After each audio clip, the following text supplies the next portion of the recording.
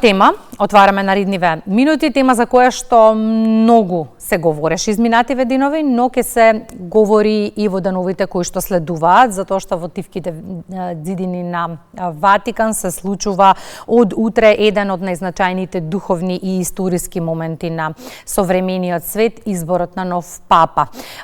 Што вели протоколот, но и какви се очекувањата и на верниците и на светот воопшто? Наредниве минути анализираме со првиот гостин овде во студиото 3 на Македонската телевизија. Велам добро утро за господинот Бартоломеј Кајтази, поранешен амбасадор на Македонија во Светата столица. Добре ни дојдовте. Добро утро на вас и на вашите слушатели и гледатели.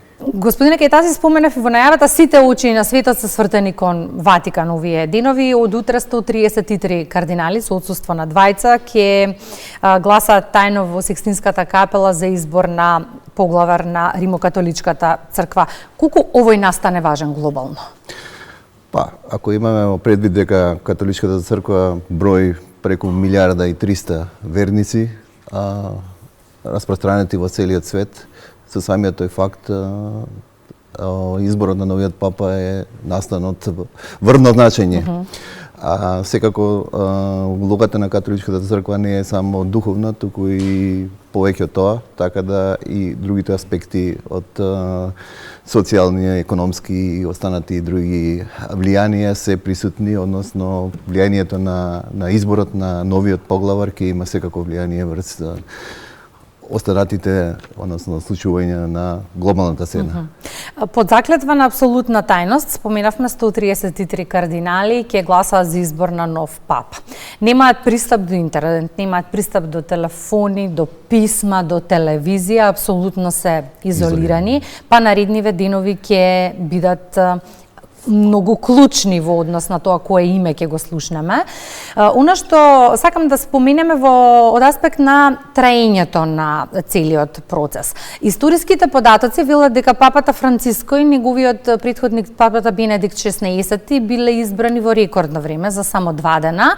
Најдолгата конклава траела 1922-та, 5 дена. Што можеме да очекуваме од оваа конклава и каков е протоколот во однос на изборот на нов папа?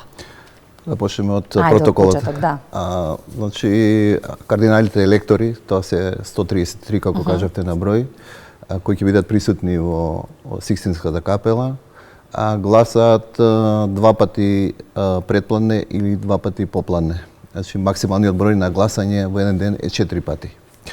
Самиот процес на гласање се изведува со запишување на кандидатот на ливчето кој секој кардинал го има пред себе, каде што пишува на латински го бирам за мојот врховен понтив и следи името негово како ќе биде запишено, значи кардинал името на кандидатот и секој кандидат пристапува по запишувањето на својот избор на централната платформа каде што се тројцата кардинали кои го контролираат целиот процес и таму со една изјава дека пред сведокот Исус Христос го давам својот кандидат за кој мислам дека би го одобрил и самиот Господ, го спуштаат својот гласачки лист во една метална посуда.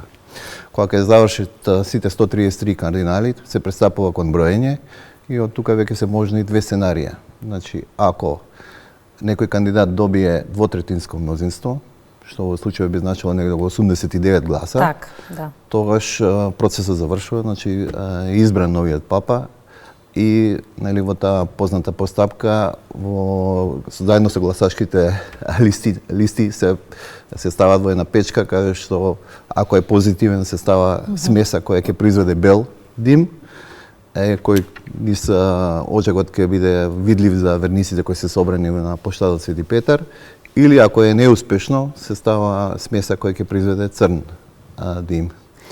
И тој процес се повторува се дека некој кандидат не го добие потребното мнозинство. Можеме ли да очекуваме дека брзо ќе се постигне мнозинството? Па јас мислам дека и овој пат изборот ќе биде брз, веројатно не повеќе од 2 дена, бидејќи кардиналите секако утре нема да почнат да размислуваат кој ќе биде новиот кандидат, туку они се веќе во Рим скоро 10 дена, значи од погребот на починатиот папа и они секојдневно имат состаноци на кои ги разгледуваат, односно ги профилираат можните, односно правците во кој или каков профил на кандидат би бил најсоодветен во сегашниот момент.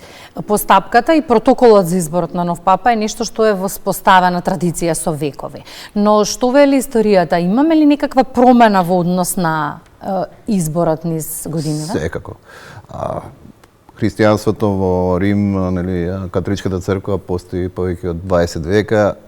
Во првиот период, како што знаете, христијанството било прогонувана вера, така да начините на бирање биле многу поразлични.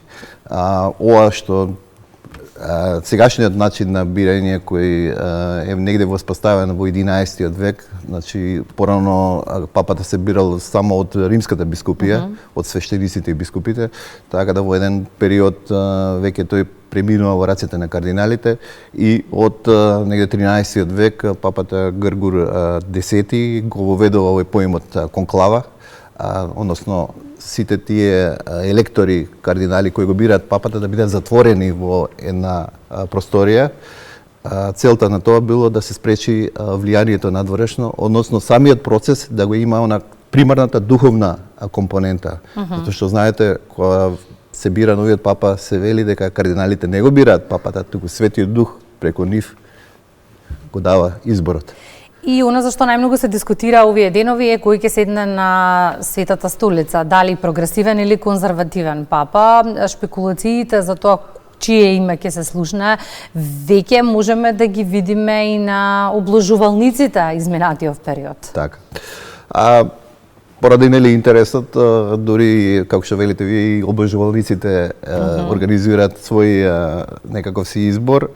Меѓутоа реално бројот на вистинските кандидати секогаш е негде околу 3 до 4 кандидати кои низ тие процеси на бирање се профилираат, односно на крај остануваат веројатно двајце, да помеѓу нив се одбере и идниот понтив. Во овој момент има повеќе кандидати, тоа секако никој не го знае, можеме само да препоставуваме, меѓутоа реално е дека или низ медиумите секако се повторуваат неколку имиња, како што е на пример државниот секретар, значи втората функција по важност на католичката црква, тоа е сегашниот кардинал Пиетро Паролин. Понатаму имаме еден кардинал кој доаѓа од Азија, од Филипините, кој е префект на дикастериот за евангелизација, тоа е филипинскиот кардинал Тагле Луис. Како делот од ќе ви кажам, набрдно ги одбрав од од неколкуте фаворити, одредени профили кои овие се уште ќе ги прочитам, ги представуваат. Значи Пиетро Паролин, Луис Тагле, Зупи Матео, тој е надбискупот на Болоња. Имаме маđарскиот кардинал Ердо Петер и кардиналот од Гана, значи од Африка, тој е Петер Турскон. И сега, например, најповеќе се спомнуваат првите две имиња, тоа се Пиетро Паролин и Тагле Луис. Зашто? Затоа што личноста на кардиналот Пиетро Паролин, кој лично го познавам за време на мојот мандат, беше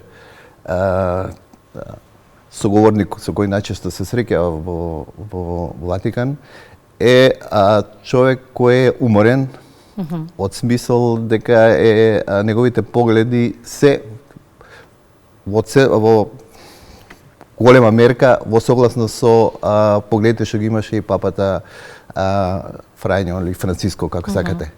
Меѓутоа, он е кариерен дипломат.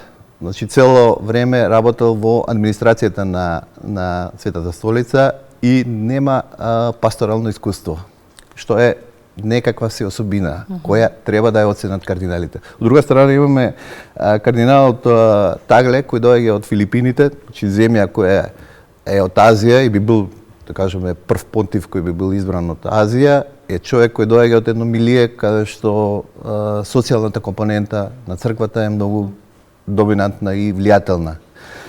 И третиот кардинал кој е од Италија, Матео Зупи, надбископот на Болоња, е баш профил кој е компатибилен, односно ги дели сите погледи на починатиот папа.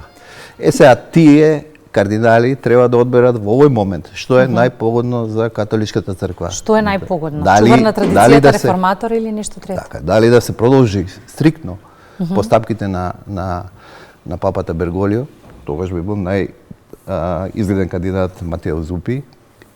Некакво си компромисно решение кое во сегашната состојба, не забравете, тука и по мене исто е клучен момент изборот на вториот избор на председател на Соединетите Американски држави, кој веќе со неговите постапки направи некакви нови околности за кои црквата секако мора да има предвид во изборот на новиот папа. И во тој случај по мене фаворит е кардиналот Пиетро Паролин. Ајде ќе видиме до новива. Кои се најголемите предизвици пред кои што ќе биде исправен новиот папа? Пак предизвици има многу. Веројатно најглавното нешто што он мора да одлучи е дали стриктно да продолжи постапките на папата Франциск, што по мене и ќе мора во значителен дел да го направи. Меѓутоа, како што рековме, во сегашните околности во кои веќе не е јасно како се развиваат односите со новите констелации во светските политички сцени, ќе мора католичката црква да одреди некаков правец во кој ќе најде најсоодветен начин на однесување. И за крај прашање за кое што исто така многу се дискутира изминатиот период, како верниците да го доживеат овој настан како духовен или политички настан? По самата дефиниција, верниците би требало компонентата духовна да биде круцијална. Значи, изборот на папа е водач на нивен поглавар.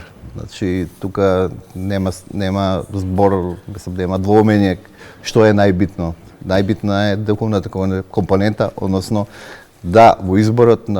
изборот да биде, да го доживеат како свој личен поглавар, кој може да му се обратат во своите молитви или тие што имат можност и да го видат.